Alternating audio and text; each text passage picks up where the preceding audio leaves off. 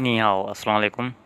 अच्छा दोस्तों, तो जो आज का हमारा लेक्चर है वो हमारा लेक्चर नंबर 15 है। तो चलें आज का हम अपना लेक्चर नंबर 15 स्टार्ट करते हैं और इसमें मैं आपके लिए कुछ वर्ड लेकर आया हूँ, कुछ काउंटिंग के हिसाब से, गिनती के हिसाब से, तो कुछ मज़ीद और काम के। तो देखें एक फ्रेम हमारा आ चुका है। इसमें हमारा पहला वर्ड है ती। ती मयरंग लफ्ज़ है ये एक, ठीक है। इसको कैसे हमने इस्तेमाल करना है वो भी मैं आपको बताता हूँ। उसके बाद आता है दूसरा वर्ड हमारा आता है ची। ची ची का मतलब है क्या, कितना। अच्छा, क्या हम थोड़ा इसको कितना में ज़्यादा यूज़ कर सकते हैं ची में, क्या के लिए वो दूसरा है, पर कहीं कहीं इसके आवाज़ जो है ना क्या में निकलती है, इसलिए मैंने क्या भी लगा दिया है। उसके बाद तीसरा वर्ड है हमारा तियन। तियन तियन का मतलब है टाइम, टाइम, ठीक है। और उसके बाद चौथा वर्ड है हमारा कुंगजुआ। कुंगजुआ हम इसे गुंगजुआ भी पढ़ सकते हैं, कुंगजुआ भी पढ़ सकते हैं। और उसके बाद हमारा जो पांचवा वर्ड है वो है ज़ुआ। ज़ुआ ज़ुआ ज़ुआ मतलब करना, कोई भी काम करना, उसके लिए ज़ुआ इस्तेमाल किया जाता है। तो चलें अगले सेटअप की तरफ चलते हैं और देखते हैं मज़ीद इसको किस तरह से करते हैं। देखें अभी मैंने आपको ती का लफ्ज़ बताया, ती का जो वर्ड था वो बताया ती। अभी और इससे पहले कल मैंने आपको ग भी पढ़ाया था, उससे पहले मैंने अकाउंट में आपको ई पढ़ाया था। ई का मतलब था एक। तो अभी इसमें ये जुमला जो हम इस्तेमाल करते हैं ना, कहते हैं ना पहला, तो पहले के लिए, तो उसको खूबसूरत बनाने के लिए, इसको तरीक़ेकार से पेश करने के लिए चाइनीज़ ने इसकी खूबसूरती के लिए ये लफ्ज़ इसके साथ लगाए हैं। तो ती ईगा, ती ईगा, ती ईगा का मतलब है पहला, ठीक है। और उसके बाद ती अर्गा, ती अर्गा, ती अर्गा का मतलब है दूसरा। ती सनगा, ती सनगा, ती सनगे का मतलब है तीसरा। अगर ती हम कोई भी अगर किसी भी चीज़ को हम कहेंगे ना कि पहला, दूसरा, तीसरा, चौथा, पाँचवा, तो उसके आगे हमने ती लाजमी लगानी है।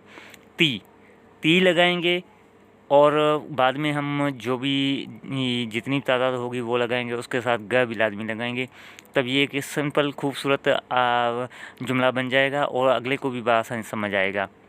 तो इसके लिए इस तरह से इसको यूज़ करते हैं। अभी आप इसको 10 तक, 15 तक, 20 तक, कितने तक भी इस्तेमाल कर सकते हैं गिनती के हिसाब से, जहाँ कोई भी चीज़ बताने के हिसाब से। तो चलें अब हमारा जो दूसरा सेटअप है हम उसकी तरफ चलते हैं। तो फ्रेंड्स देखें ये एक मुकम्मल सेंटेंस आ गया है। तो इसमें मैंने जो जुमला बनाया तरतीब से बनाया है, तो आप इसे देख सकते हैं।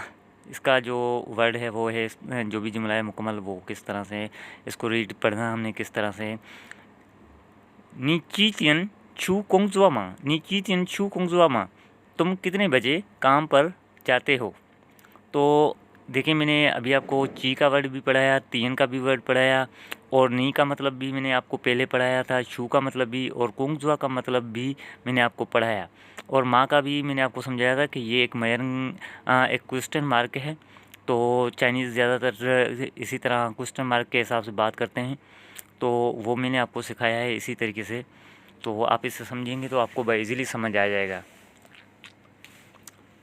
उसके बाद इसका जो जवाब है वो जवाब दे रहा है वप्पातियन छू कुंगजुआ। वप्पातियन छू कुंगजुआ, मैं सुबह 8 बजे, मैं 8 बजे जाता हूँ काम पर, मैं 8 बजे जाता हूँ काम पर।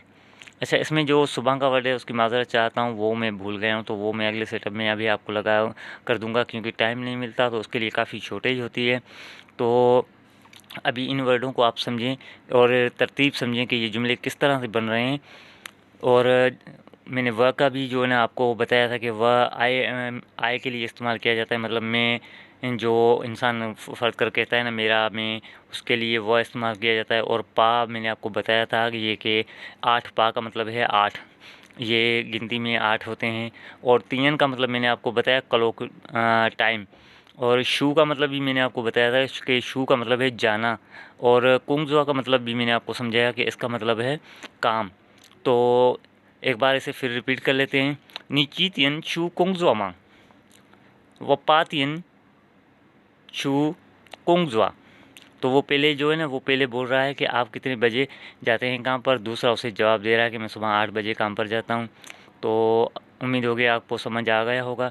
तो अब मैं इजाज़त चाहता हूँ तब तक के लिए, और इंशाल्लाह दूसरे सेटअप में मिलेंगे। टेक केयर, अल्लाह हाफ़िज़ and subscribe my YouTube channel.